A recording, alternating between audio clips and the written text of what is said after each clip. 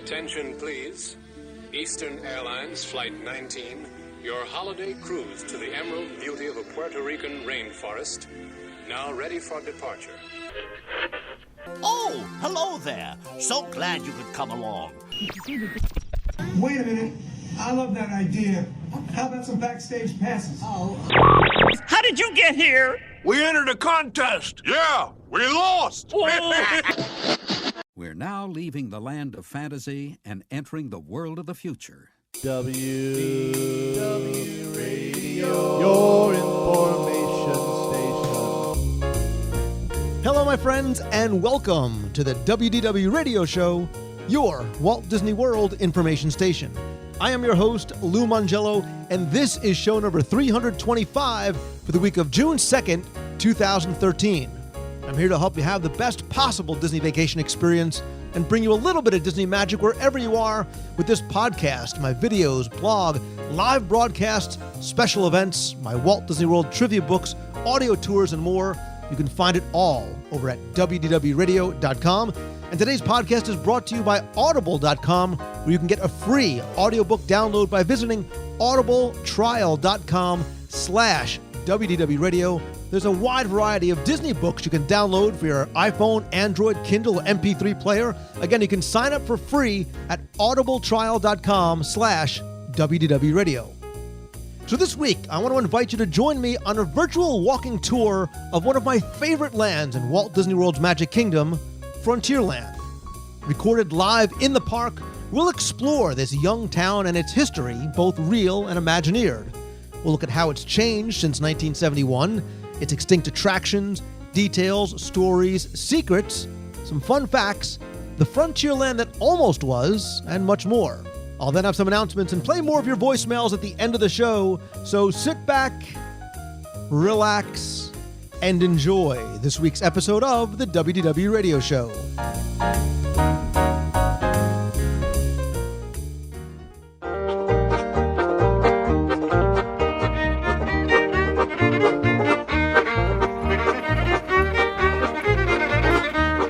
Over time, coming to Walt Disney World, the thing that I have found I enjoy the most is simply wandering the parks. Coming into the Magic Kingdom with no plan, no direction, just wandering. Because no longer for me is it about the attractions. It's about the park itself. It's about the place. And as much as I enjoy walking through on my own, I really like more so when I get to travel with people, especially maybe those who are not as geeky as I am, and help them appreciate some of the details and the stories and the meanings behind what they see to enhance their enjoyment of the parks and their appreciation and sort of the depth and the layers of the onion, or the layers of the cake that are here. And someone else I know that very much he's my brother from another mother. He feels the same way, passionate about the parks and the details as I am, is Ryan Wilson from the Main Street Gazette. And today, as fate would have it, the two of us are standing here sort of on the threshold of one of our favorite lands in the Magic Kingdom, Frontierland, as we're going to take sort of a geeky walking tour of one of our favorite parks. So, Ryan, normally I welcome you to the show. Welcome home. It's absolutely great to be here. Yeah, right on the boundary of that river, just get ready to cross over into the Wild West. Yeah, we've done segments before about, some of the things that we love best about different lands or parks or some of the details. And I thought today would be fun because you're here, just for us to sort of take a very unscripted walking tour of Frontierland, things we remember about its history, some of the details that we like to point out to people. Again, and we want people almost to feel as though they're not taking our hand, but, walking alongside us. Absolutely, yeah. It's some of the things that I do with friends or family, whoever come with me, and so it's nice to be able to share that with everyone else, too. Yeah, and this is sort of very similar to what I do both in my in-person tours and on my audio guides. But I think it'll be fun sort of getting another person's perspective and view as we're sort of just doing it live. But let's talk about Frontierland itself. And there's a couple of reasons why I picked this land.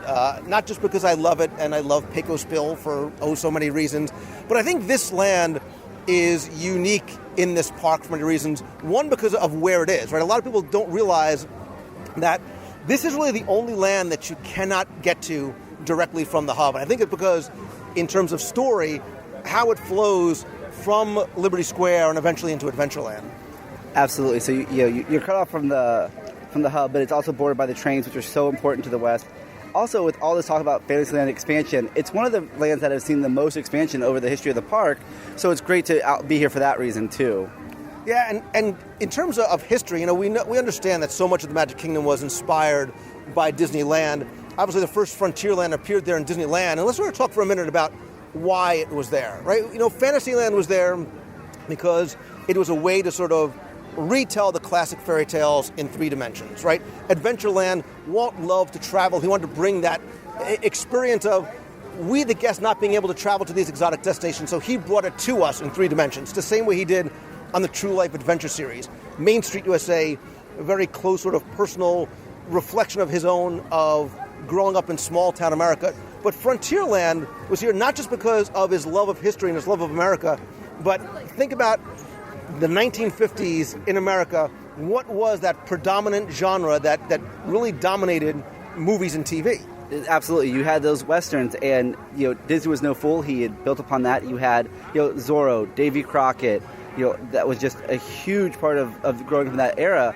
The cowboy, the good guys wore white, the bad guys wore black, and that was it. And so for every red-blooded American boy who wanted to be that cowboy, you had Frontierland, and that was the place where for every princess and Prince Charming, the boys wanted to be there. That was their land. Right. Everything that you saw on TV, Gunsmoke, How Gun Will Travel, whatever it was, all those characters and all things really were brought to life. And you're right. I think it was a brilliant move in Walt Disney. And certainly you talk about things like Davy Crockett, the creation of a phenomenon, right? Not just in terms of the character, which, it was not like this long-running TV series, right? It was sort of the 3 little minis that were eventually pulled together. But merchandising-wise, George Lucas's inspiration came from the Davy Crockett coonskin hat because they literally could not produce them fast enough. Right. Yeah, it was one of those things they didn't know what they had on their hands until they were sold out, and they had to keep producing more. And you see it still today. I mean, you see the coonskin caps. You don't see as probably as many kids running around in them as you used to, but they're still there. They're still an ever-present part of being a child of the Magic Kingdom, being a child in Frontierland and of the Old West. And, maybe with the Lone Ranger coming out soon, we're going to get this, re-emergence of the West theme. So hopefully we'll see.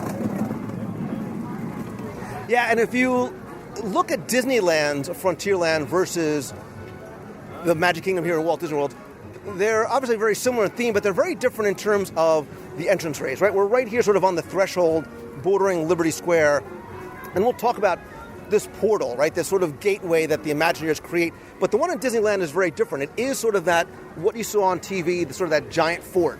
Yeah, you had the walls, you had the gates, you had the sign hanging off the top of the fort. Those spiky kind of logs that had been hewn up there.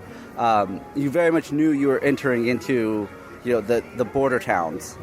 But here, I think because of its attachment to Liberty Square, it needed to have a very different feel to it, right? Because it very much does follow the flow of America's journey as we expand from east to west. And sort of as you walk through Liberty Square, you see that you're going from the northeast in Massachusetts through that federal style of Pennsylvania.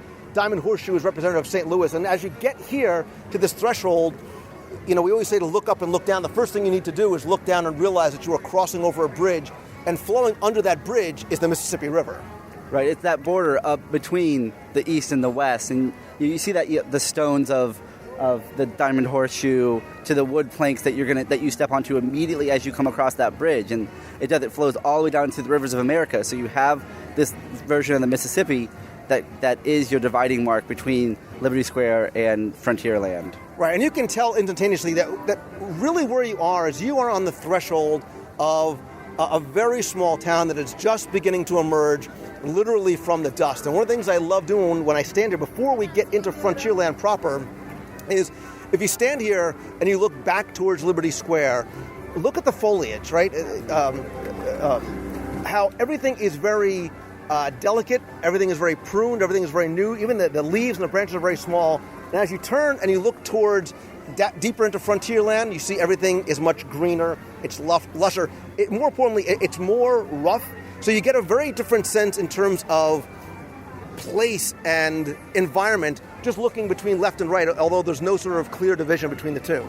No, the plants definitely take on more of a hardy kind of species as you get through there. There's the palm fronds and the big bushes.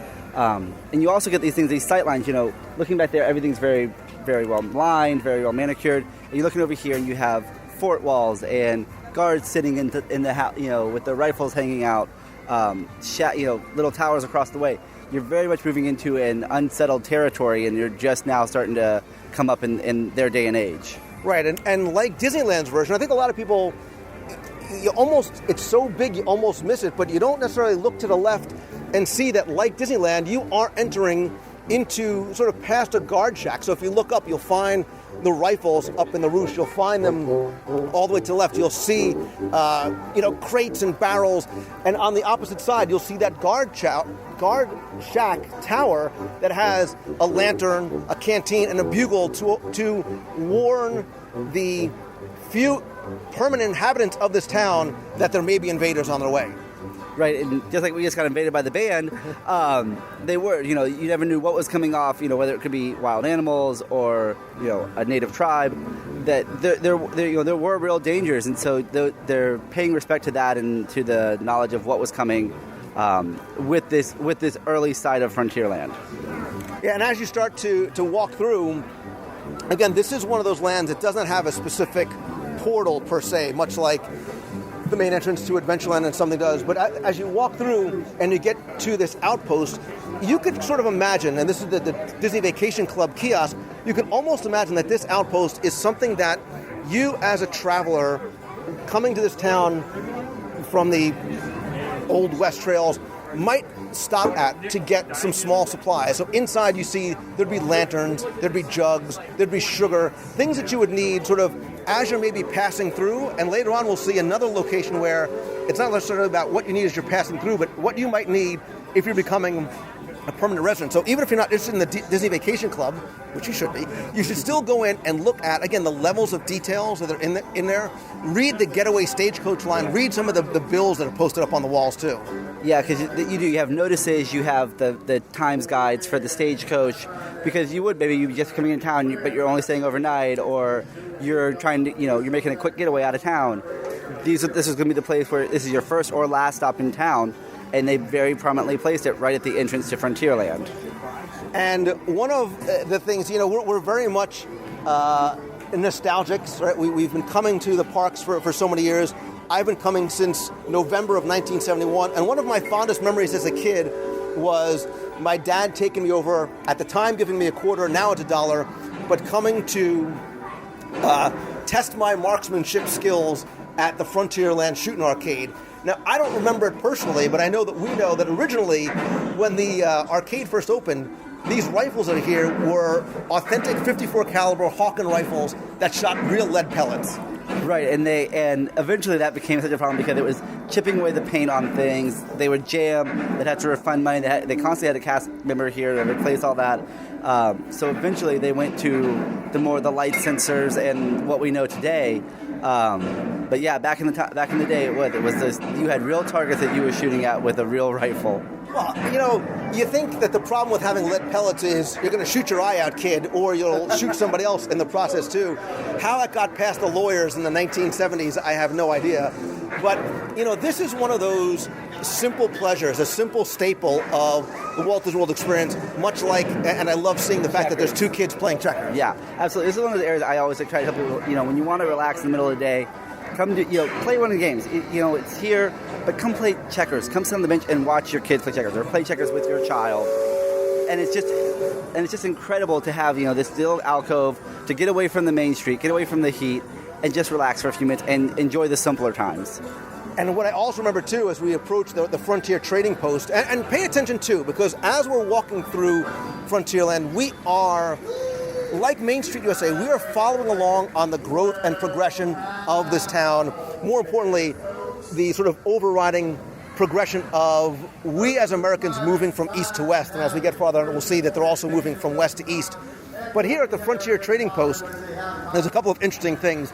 One, Texas John Slaughter was the trail boss. He was a real character from American history, and that's what Frontierland celebrates, is American folklore and a bit of American fake lore, too. Yeah, absolutely. And it always had that Disney touch because they did have Texas John Slaughter for a long time. But you start seeing the buildings take on a more permanent form now. You see stonework worked in instead of just the logs and ties, and there's some brickwork being done now, and you're slowly but surely seeing the civilization come to life. And what I remember about the Frontier Trading Post when it first opened was the type of merchandise that you could buy, especially when the parks first opened, was very, very different, right? We know we lament to a certain degree about the changes on Main Street USA. We miss the Magic Shop. We miss some of the other unique stores, the Wonderland of wax and whatever, because you could get very... But here, it was about the Frontier experience. So if you wanted your Davy Crockett coonskin hat, you could get it, but you could also get Native American moccasins. One of the things I have that will permanently stay in my collection, because you'll never get it again, is I have a Native American peace pipe from Walt Disney World, which, we can understand why will probably never be sold again, but you got, cowboy gear, you got Native American gear, tomahawks and rifles before they had the big orange thing at the end. But this was a store that if you wanted to be Davy Crockett, if you wanted to sort of live what you saw on TV and the movies, this was the place you could get it. Yeah, this was the place I can remember. You had the cowboy hats, you had the vests, you had everything that you wanted. You had the the headbands with the feathers, all those pieces, and you still have the Cigar Indian down a ways. But this was the Western Weir, and this was, if you were a child who wanted to be a cowboy, this was head to toe your place. And as we stand here and I'm looking across the rivers of America towards Harper's Mill and Tom Sawyer Island, and we look back towards the Haunted Mansion, Liberty Square, this is where, and especially over the time, we love looking back at old documents and old photos. Over time, the foliage has grown, because at one point you could stand at one end of Frontierland and see all the way down to the Haunted Mansion. Now you look across, you see how overgrown it is. That sightline of Liberty Square is very much obscured by that, and you start to forget, sort of that safety and security of the Northeast as you start making your way towards the uncharted Old West. It definitely, you take on that more wild side, and to the point now where even this morning I was walking around and I saw Tom Sawyer Island, and some of the underbrush has been taken out, and you notice the loss of the underbrush because it has become such a, full land. And even when, like, Thunder Mountain opened, you could stand right where we were standing and see the entire mountain, and now you kind of see part of a mine shack, you kind of see one of the spires, but overall it's kind of hidden, and it's kind of just drawing you in slowly. One of the things I like, and it's a small, relatively throwaway detail, but if you look across the street, as it were, you see the chuck wagon, right? We're seeing that the kiosks are also very well themed, from Storybook Circus to Fantasyland, wherever it is. And here, it's sort of important that it's a chuck wagon, because in terms of the Old West, the chuck wagon was the hub, right? It was the Facebook of the Old West, because that's where everybody, go with me here, it's where everybody congregated, right? The guy that you wanted to be friends with was not necessarily the trail boss, but it was the guy who ran the chuck wagon, because he was going to be the person who distributed your food and your coffee, and that really was sort of the social gathering place. Yeah, and it's a shame that they don't name them all Cookie, but you did. This is, and it still is kind of the gathering spot, because Frontierland is that home to that quintessential snack, the turkey leg, and this is where you're going to find it in these chuck wagons. Now you see churros, you see pretzels, but this is still where you're going to find that that turkey leg if you're looking for it. Yeah, and as we start to walk further down into Frontierland, if you were to walk through the Frontierland Trading Post, it doesn't have that merchandise anymore. It's more of a pin trading station. But take some time and look at some of the details in there, because some of the things I like is there's foreshadowing, right? Some of the wanted posters on the side is foreshadowing for some of the characters you'll see on places like Big Thunder Mountain or Splash Mountain. Absolutely, and it is. You see these nods to what you're going to experience, or maybe you have experienced, and you still have those sheriff badges if you still want to win your 10-star and be the cowboy, because this used to be that that area where the law and the criminals used to roam. And to a certain degree, looking at us, they still do. But if you look to the left, and again, the Banjo Brothers and Bob, which I love the roaming live entertainment. That harkens back to early Walt Disney World and even Disneyland now. But you see the Frontier Trading Post, the Mercantile, there's room for rent. Now, all of a sudden, this town is really starting to take shape. There are permanent residents inside there, and we'll even see it more. You even sort of see it in that store, and even more so when you get to the general store. But stopping here at the Country Bear Jamboree, this really is kind of the crossroads to a certain degree.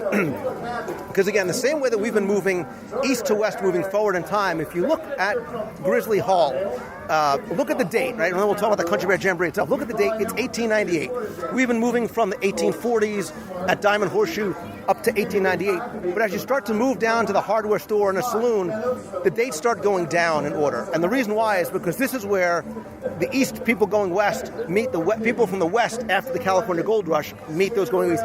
That's what the Country Bear Jamboree sort of represents chronology-wise. And even history-wise, and in the history of a town, you have a great moment where, this theater is really the hallmark of any civilized culture. And so this is where you find it. And it just happens to be singing and dancing bears. Right, and we've talked, I think, about sort of the history of Country Bears and how it was meant for Mineral King Ski Resort, the Mark Davis influence, which is still... The one thing about this attraction itself, talk about nostalgia, I mean, it, for the most part, is exactly the way it was, save for maybe the shortening a little bit, as it was opening day.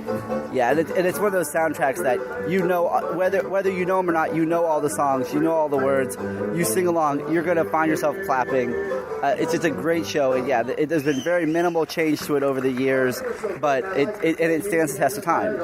And in terms of story, I always tell people, don't necessarily run into an attraction, run to an attraction and take a couple minutes and look, because the sign on the facade here, look, obviously the Country Bear Jamboree sign has the familiar bears, Big Al is on there, but if you look at the building itself, you realize that there is a story here, right? There's a story. This is an old trapper's cabin, and ironically, there are bear pelts hanging outside where the Country Bears have their shows. Right. Clearly, they've taken over, since then. But you have the bear pelts. You have some of the antlers, which is alluding to some of the other characters you're going to see inside. And then once you move in, the bears have moved in. There are claw marks on the floor. They have their portraits on the walls. Yeah, really take the time to get to know where you are. Right, because there is an overriding story, and that's where the purpose of today is that it's not a series of random buildings put together. There is a story being told, and sometimes you have to sort of dig a little deeper to pull some of those out. And if you start to look up towards the second levels of both this building and the hardware store, you see that there are, like in Adventureland, like on Main Street, there are citizens, there are people that live and work and play here too. Absolutely. You look across on the riverbanks and you'll see, different rafts, different boats just sitting there. Somebody had to paddle those there. Somebody left them there so they could get back to the mainland. But this is a town on the move. You have places to eat. You have places to get your supplies. You have your general store for some of the other items. Everything you need in a small town, you're going to find here. The shops, the eateries, the doctors. It's all here somewhere. You just have to find time to look. City Hall is right up here, and I imagine most people don't even notice it's there. Right, exactly. And if you look carefully at the building, so for example, if we walk towards the general store, simple detail, right? But necessary in terms of telling the story of Frontierland, the sidewalks are raised, right? These wood plank sidewalks are raised. Why? To keep the dirt off the women's dresses. You have the Native American outside the cigar store, right? He has his twin brother, save for the different colors and the capes, standing outside. He's appropriate, right? Because in a general store, this was like a barber pole. You needed that sign. You needed something visual, like the chicken and fish sign at Columbia Harbor House, to tell people what's being sold inside. When you see a cigar store and you know tobacco's being sold inside, it's appropriate to time and place. If you look at his medallion, James A. Garfield is president, and the year is 1881. But what's interesting about the store, too, and even you don't have to even go inside to see, is look how narrow the store is. And the reason why is because the Country Bear show building is right behind it. Right, so you had to have that room. But even inside, you can look in, you can see the authentic, the wood-burning stove, the gas, the lanterns. It all fits to its time and place of where it's supposed to be. And, you can get upset about, the Native American out front, but that's how you set your place and time in that era.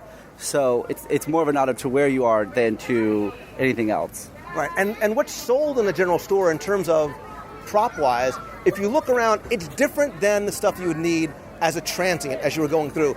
Now you're going to find washboards, you're going to find textiles, you're going to find basins and things that you would need for your kitchen, things you would need for your home, because now this town is really starting to get its more permanent residents. Absolutely. You can even see that in things as little as the doorknobs, which have, amazing intricate details that are worked into them. Because this is a real place. This is somebody's, livelihood. They took pride in it. They wanted to make it show, and they wanted to, their neighbors to feel welcome. And across the way, as we start to approach one of my favorite stops in all of Walt Disney World, not just Frontierland, but across the way is Westward Ho Refreshment, which, again, the title of it itself has meaning, right? It has a nostalgic meaning to it. Absolutely, and Westward Ho has been here basically since the beginning. And out in front of it, you see those.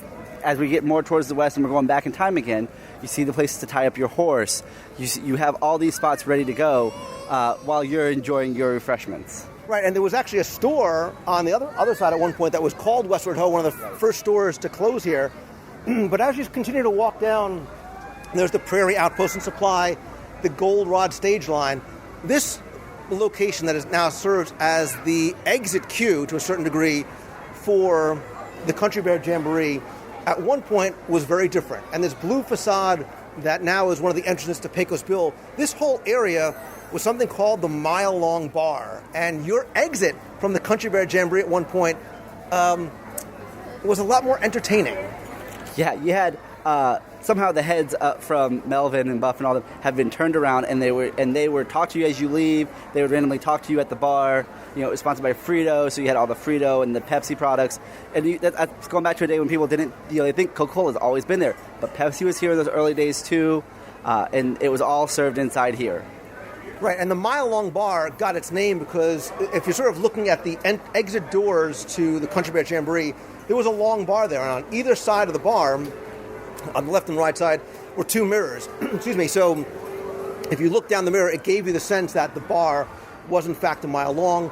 As Pecos Bill expanded and got larger, it took over the space. But yeah, I do remember coming out, you would expect to see the opposite sides of the Country Bears, Melvin, Max, and Bob being up there. But it was neat that you had that kind of experience going on even while you were just going up. Again, like you said, to get Frito and Pepsi, two sponsors, at a time when people probably can't imagine that there was both, that Coca-Cola allowed Pepsi in the parks as well. Right. It's almost, for us now, it's a simpler age. There was room for both of them. But it was. I can remember that, the mirrors of the Mile Long Bar, and it always felt almost claustrophobic because if the bar was full, it looked like there were a ton of people. And it's interesting because sometimes it's so hard to find pictures of places like the Mile Long Bar. I know we always talk about, our inability to find pictures because it wasn't documented so well, places like that. But when you go to Pecos Bill, I always ask people all the time if they know who the character of Pecos Bill is. I think a lot of people think it's just the name of a restaurant here. They don't realize that it's a character not just from one of those Disney package films, but it's a character not from American folklore, but American fake-lore.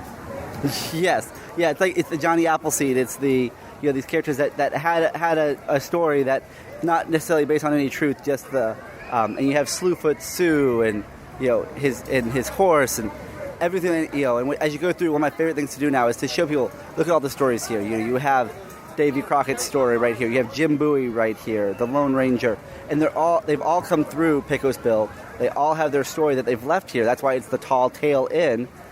And to really, find these characters and find their stories, whether you're, take them with you from here, go home, and then find out why they're important to the American history. Right. And you should go watch Melody Time so you can see the story of Pecos Bill, because he sort of was the amalgamation of all these sort of red-blooded American hero qualities you wanted in somebody, right? He was loyal, he was brave, he was virtuous, he could lasso a river, he could tame Widowmaker, he could do all those kinds of things. So he was the first Avenger. He was the first Avenger of the Old West.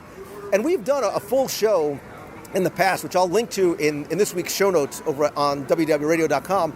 But Pecos Bills is a series of great stories, right? All those people that talk about, they didn't just leave their stories, but they left artifacts. And if you take the time to look around, again, forgive my bad analogy, it's like the Planet Hollywood of the Old West, right? It's full of memorabilia from all of his friends from American history. It absolutely, I think you are. You're going to find Jim Bowie's knife. You're going to find the axe of I just lost Paul Bunyan. Paul Bunyan. Wow, the name just lost my mind. You're going to see the mask that belonged to the Lone Ranger. They left these things behind because Pecos Bill had been such a great friend to them. And you're right, he had all those first Avenger stories. I guess makes Slewfoot Sue the first Black Widow, which they both cut a similar figure, I'm assuming. But this was and at the time this was bordering on the end of Frontierland. Right, and and as we start to walk through, people don't realize that this, Splash Mountain, Big Thunder Mountain were not always here. That's why there's that breezeway by Country Bear Jamboree that takes you into Adventureland, because Frontierland ended right about where we are here at Pecos Bill. Again, Town Hall is here. So look to your left, right? There's a very small, very narrow facade that says Chinese Laundry. And I know, like Liberty Square, Ryan, and maybe this is not a good testament to my grammar and high school education, I learned so much about American history by researching these two lands. And this Chinese Laundry is there for a reason, right? And the reason why is because during and after the gold rush in the Old West, and there were a lot of Chinese immigrant workers who helped build the Transcontinental Railroad, who helped those, when all that ended, they had to find something to do. And the first Chinese Laundry began out in San Francisco. Like the people who left the gold rush and made their way east, like that trail that we're following sort of in reverse, the Chinese also began to set up a series of Chinese laundries, and it would be something you would have found in a place like this in an Old West town. It's absolutely true, and I am like you, I start to remember things the more I research it. Like, oh right, I did learn that back when I was 14. But you start to realize that everyone had their place, and it's also that everyone has their place in the Magic Kingdom. So they are paying respect to that, and they are, to the people who helped, build the country, help build all these towns, and they didn't want to leave them out. And you would need laundering services at some point if you were out in the West. Right, they literally created and their own industry, right? Something that did not exist in America before was created by the Chinese after all their contributions to help build that Transcontinental Railroad, that railroad that literally joined East and West. And so as we start to sort of walk up the hill towards Splash Mountain, and you look to the right, remember, this sort of extra walkway wasn't originally here. It didn't come until much later on. But if you sort of go back in time, right, and let's sort of pretend that it's October 1st, 1971, we're here on opening day, none of this was here, right? Frontierland came to a dead end, and if you look towards Splash Mountain, if you look towards Big Thunder Mountain, if you look towards Tom Sawyer Island, this entire area at one point was a great big bunch of nothing. Yeah, I mean, even Tom Sawyer Island was not here on that day. It was, you had some grass, you could see the train starting around the bend, you had the riverboat, and there's like a couple of random totem poles that are still way down there. Way down off in the distance. There wasn't anything to see. This was the end of the frontier. And as great as they've done, since, you now see the Spanish influence on Pecos Bill, which is great as you wander around the corner towards Adventureland, because they both have that same kind of feel to them. But at the end of Frontierland here, where we have Splash Mountain now, was a much simpler, much smaller train station. Right, and this was, originally the only second stop along the train station. And the reason why this area was left empty was because there was part of a much more grand plan. There was a master plan here, and I don't know if we've actually done a full segment. We need to spend a full segment on what was supposed to be here as part of Phase 2 in the expansion of Walt Disney World. Frontierland was going to expand not just horizontally in terms of land that it was going to take, but vertically as well, too. And we're talking about the Reston River Expedition, the Reston River expansion, Thunder Mesa. You were going to be able to, there was going to be a one-way train. There was going to be a dark ride very similar to Pirates of the Caribbean, where you went through the Old West. You went through the Native American encampments. There were going to be cowboys on the roof, with their horses, and there was going to be a bandit chasing your boat throughout the town. You were going to be able to climb up the side of the mesa, whether it was going to be on a donkey or hike up and have a view of the Magic Kingdom. It was going to be an extraordinary just expanse of this entire side of the park almost. Right, and just to sort of put it in perspective for people, when I bring them down here, I say look at the top of Splash Mountain and look at the top of Big Thunder Mountain. Don't imagine those as simply peaks. Imagine that as a mesa, a giant sort of mountain range that would have existed back there, because this expansion was going to be huge. Excuse me. And this was very much the child of Mark Davis, right? Legendary Imagineer, the funny man. His influence could be seen through so many attractions like the Country Bears. This was going to be his baby, right? With so many things you talk about, sort of this Pirates of the Caribbean of the Old West. And if you've been to any of the Destination D or D23 events, you've seen that was a very fully thought out concept. There was music written, there were ride-throughs and flow-throughs done, there were props created. That plane was very, very much in flight. This was going to happen, so much so that if you went to Main Street USA and went to where the Walt Disney Story was, but originally sort of that preview center, Hoot Gibson was telling you to come back next year to see Thunder Mesa and the Western River Expedition. Right. It was ingrained everywhere. They started building pieces for it. Some of which ended up in the land because they knew that this was what was coming next. They never expected the copious amounts of guest complaints they were going to get because of Pirates of the Caribbean. People, they thought it was so close to where people lived in Florida that they surely weren't going to want to see this attraction here. And as it turned out, they were wrong. And people were just like, "Where are the pirates? We want the pirates. Why are pirates here?" And so they had to put their expansion on hold, what ended up being indefinitely to this point, so they could build Pirates. Right. People don't realize that Pirates was not here on opening day. We sort of just assume it's the classic, it's the cornerstone attraction, like a Haunted Mansion always was here. But you're right, and till this day I sort of question that logic. Like, because we're close to the Caribbean, people wouldn't be interested in it.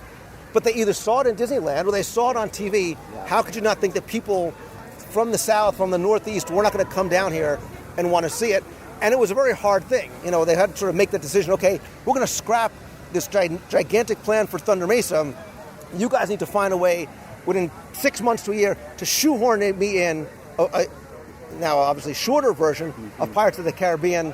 Mark Davis, as we know, was devastated because of how invested he was in this project. Right, and the only thing that ended up coming out of it was Big Thunder Mountain Railroad. And you're right about the logic of it, because if you think about California, that is where, part of the West, that is where we had everything. But Frontierland was a huge and integral part to both Disneyland and now the Magic Kingdom, and it didn't matter where it was. And so you would think that, well, okay, they'll still want to see the Pirates the same way they want to see the Haunted Mansion, because they had seen it on television with Walt. They knew that this was part of his legacy. Why wouldn't you want to be there with it? Yeah, but like you said, no good idea ever dies, and we can obviously and need to do individual segments on the history and the genesis of things like Splash Mountain and Big Thunder Mountain, but that runaway mine train concept never died, and we know through legend, which has been confirmed, because I always sort of question the story of how Splash Mountain came to be and how Big Thunder Mountain came to be, but Disney always had these wonderful characters from this incredible story in Song of the South, which many people listening probably have never even seen before.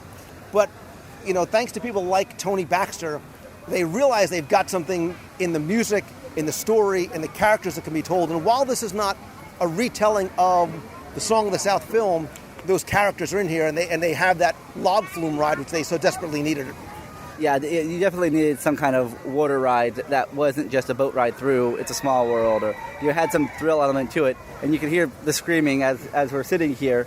But they did. They took out Uncle Remus. They gave us Brer Frog, who's going to narrate you through this land that they live in, which is Chickapin Hill, and a Brer Fox, Brer Bear, Brer Rabbit, all the Briar animals. Just this is their home, and you're living through one of Brer Rabbit's adventures.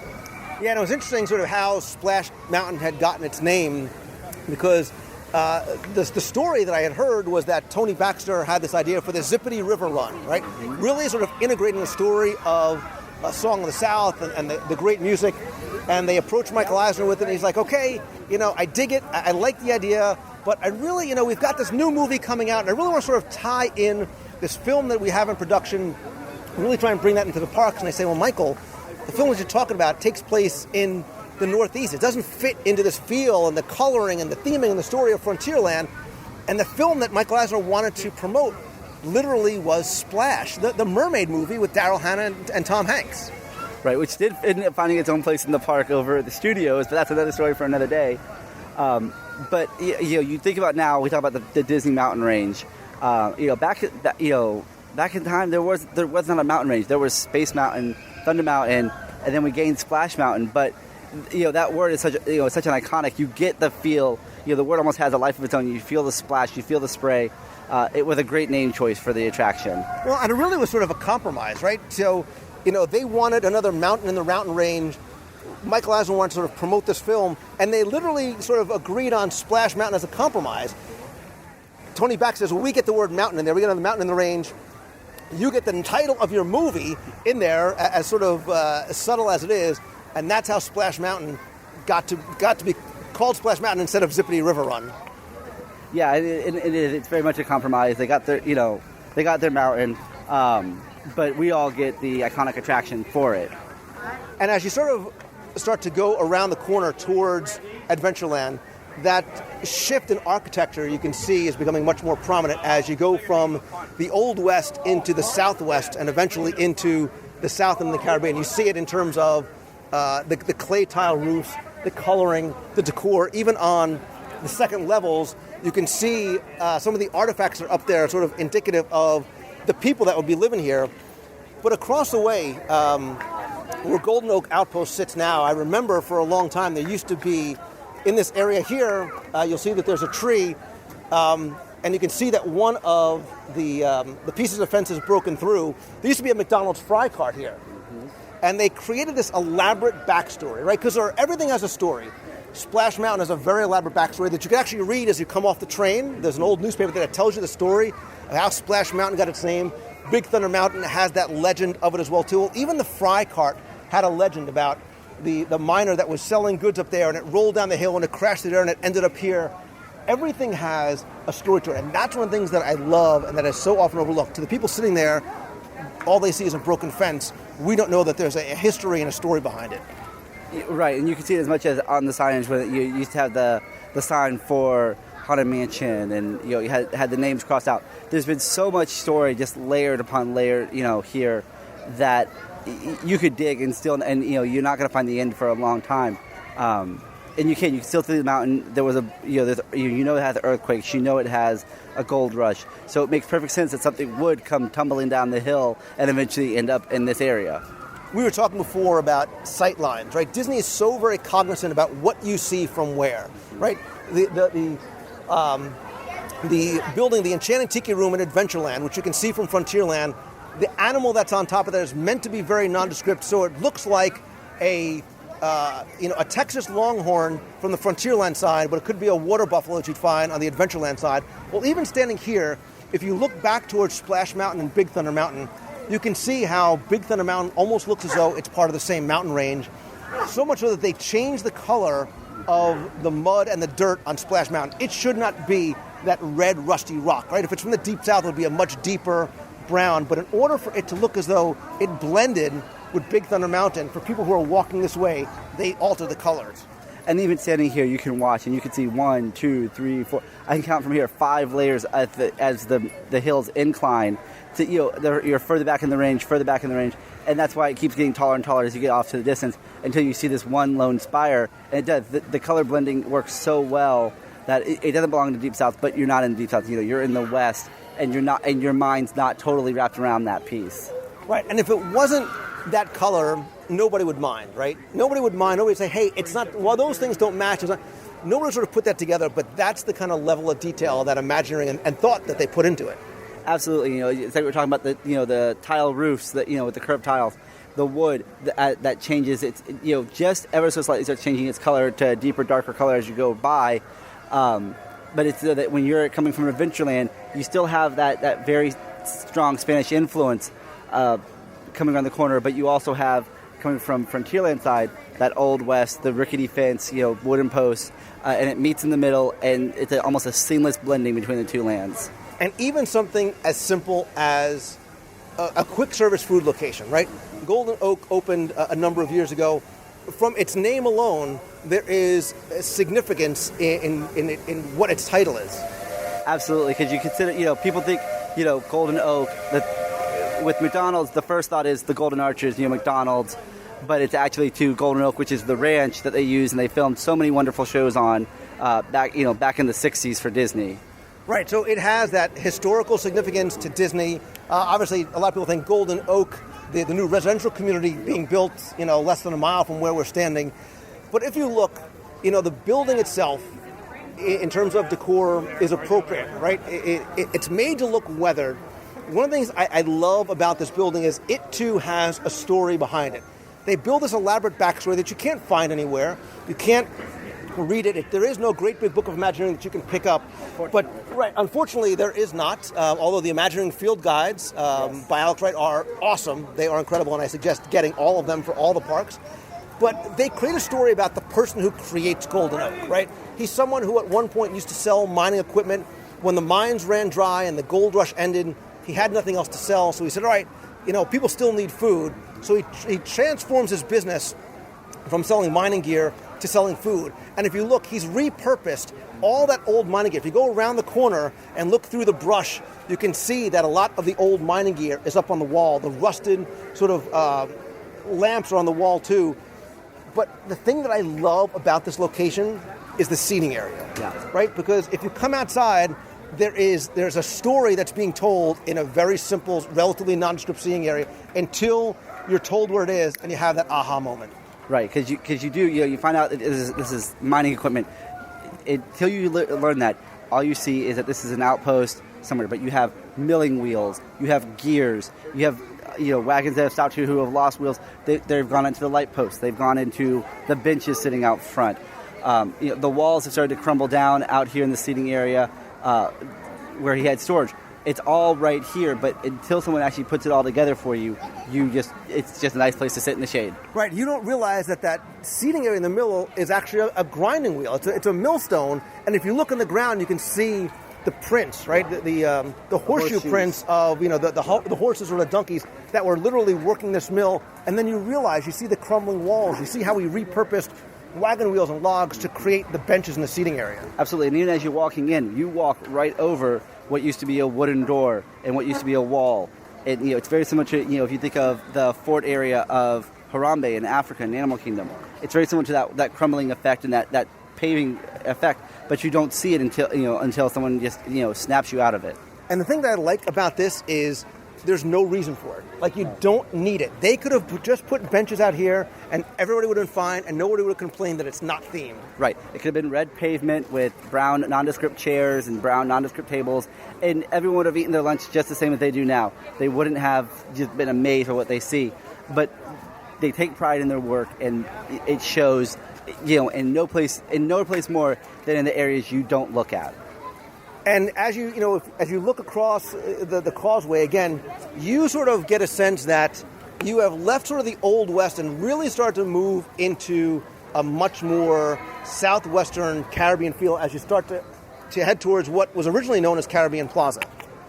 Right, because at once upon a time, this wasn't even here. You had no way through.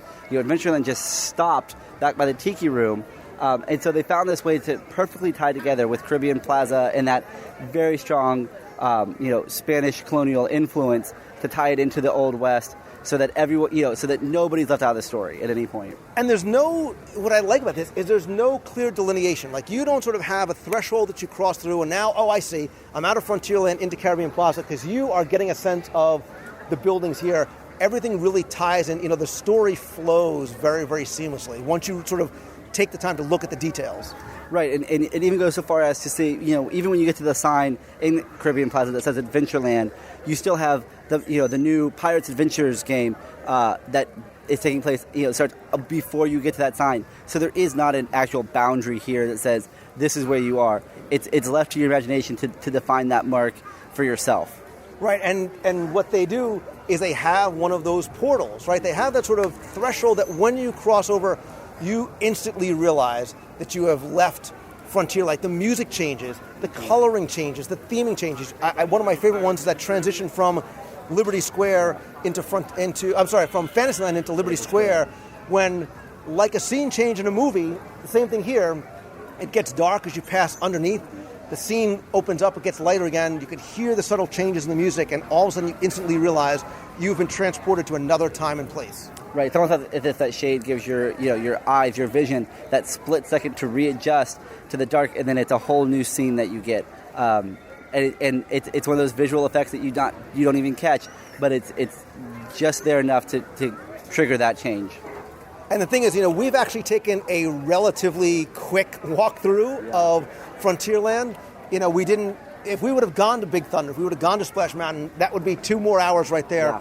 But we could have spent another hour, literally, in a good way, sort of nitpicking all the other details that could be found, both inside and outside the buildings. Like I tell people all the time, stop worrying about rushing to get to Splash Mountain. Take your time along the way. Go into the stores. Look up, look around, see how many other details you can find to help you connect the dots. Realize that there's an underlying story there. Definitely. It's like, what's the old saying? It's not the destination, it's the journey. This epitomizes that. Find those little names. If you have to stand in line for Splash Mountain, Thunder Mountain, especially now with the new queue at Thunder Mountain for 30 minutes, 40 minutes, great. Take that time to really get yourself immersed in the story that they're giving you, because they have all, the whole story is right there. It's not written, but it's in all the details that you find. And so you take the time to get to see it, to get to know it, and you just get a further appreciation of what you're experiencing. Yeah, and I think especially, too, in places like Frontierland and Liberty Square, as a parent, I think there's so many educational opportunities, not just for us, but for kids. As you take them through, you walk them down by the banks of the rivers of America, and you talk about some of those crates that have names that go back to stories of, Mark Twain, characters from American folklore. You go into Liberty Square, real American history is being taught there in a fun environment. And I think you can trick your kids into learning while they're having fun, too. Yeah, because it may be one of those things where they take it away as they go. You're like, okay, there is this name. Why is that name? Why do I want to know that name? And for them, it's because they want to know why that name is important.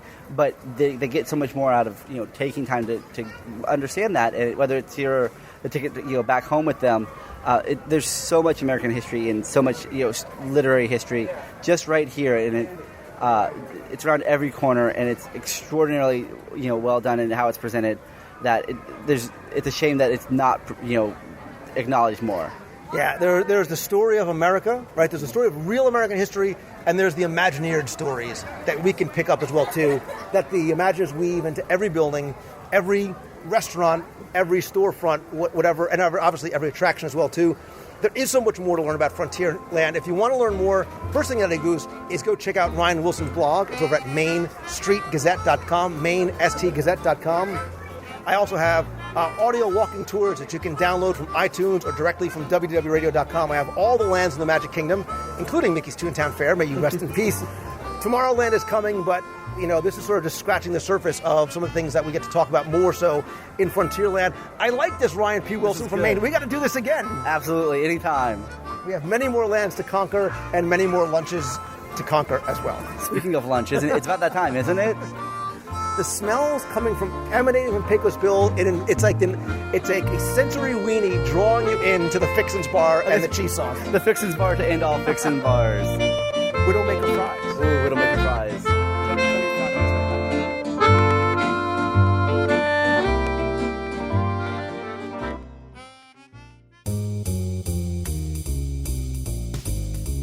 That's going to do it for this week's show. Thanks again for taking the time and tuning in this and every week.